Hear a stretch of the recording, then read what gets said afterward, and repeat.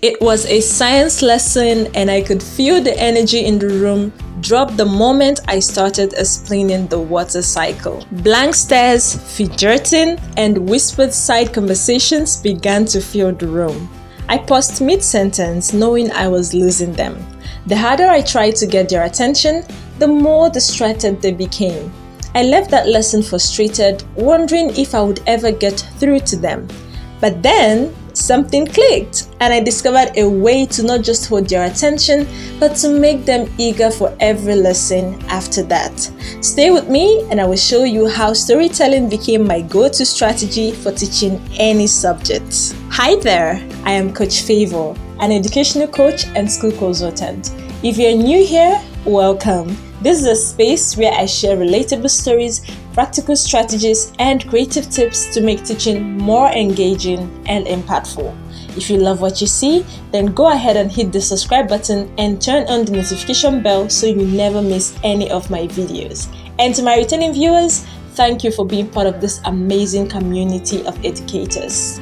Today, I am going to share how you can use storytelling to teach any subject and why it's one of the most powerful tools you can add to your teaching arsenal.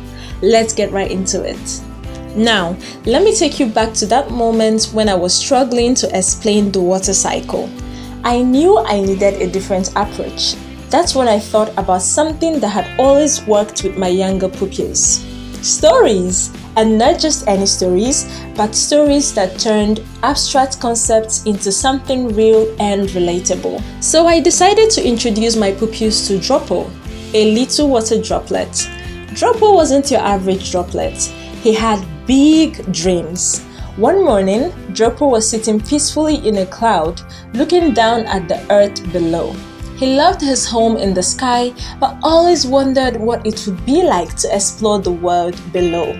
One day, a gust of wind came and carried Droppo far away. As Droppo traveled, he began to learn about the different stages of the water cycle, starting with condensation, where he joined thousands of other droplets in a cloud. This was a great moment to explain how water vapor in the air cools down and forms clouds, but I didn't just stop there. I made Droppo's journey feel real to my pupils. I asked them, what do you think Droppo would be feeling as he floated in that cloud? Some kids said he would be happy, others said he might feel a little scared.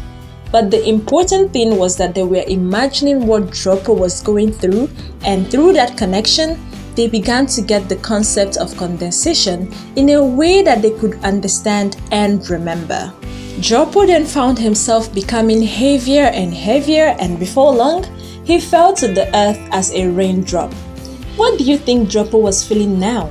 I asked. Some pupils said he felt free, while others thought he might have been nervous. Either way, this emotional connection made the process of precipitation stick with them. The journey didn't end there. Droppo was soon swept into a river where he traveled with the current, becoming part of a stream, then a larger river, and eventually reaching the ocean. At this point, I was able to explain how water flows across the earth and how evaporation would eventually bring Droppo back in the sky. Through Droppo's eyes, the pupils weren't just learning about the water cycle, they were experiencing it. By the end of the lesson, Droppo wasn't just a scientific concept. He had become a character my pupils cared about. They were excited to tell me about his journey, asking questions about his adventures. Instead of zoning out, they were engaged in the lesson. But why does this storytelling technique work so well? The answer is simple. Stories engage emotions and create personal connections. When we tell a story, especially one that has relatable characters like Droppo, pupils begin to see the lesson from a new perspective.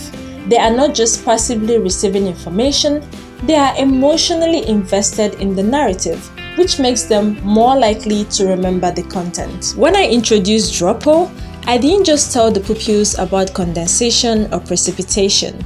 I took them on a journey with him. This makes abstract scientific concepts feel tangible and memorable. The story not only captured their attention, but it also helped them understand the sequence of the water cycle in a much deeper way. Storytelling allows us to turn dry facts into a memorable narrative. In a way, it's like wrapping lessons in a gift box of imagination. You get to teach your pupils, but you also get to take them on a journey. This method works for any subject, whether it's history, math, or even grammar. Now, here are some strategies to help you weave storytelling into your lessons. 1. Create a relatable character.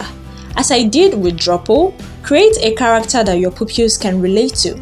Whether it's a little seed in a science lesson about plant growth or a brave knight in a history lesson about ancient civilizations, a character gives your lesson a personal touch.